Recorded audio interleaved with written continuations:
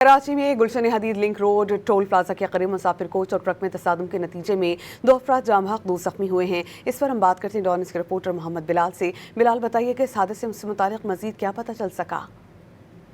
जी बिल्कुल, देखिए Gulshan Hadeed link road toll plaza Baloch company के करीब मुसाफिर कोच और ट्रक में तसादुम हुआ, जिसके बाद पुलिस जो है हादसे पर पहुंच चुकी है और साथ साथ जो रस्मी इदारे हैं वो भी इस मकाम पर पहुंचे हैं, जबकि हादसे में 2 अफराद जाम बहक और 2 अफराद जख्मी हुए हैं।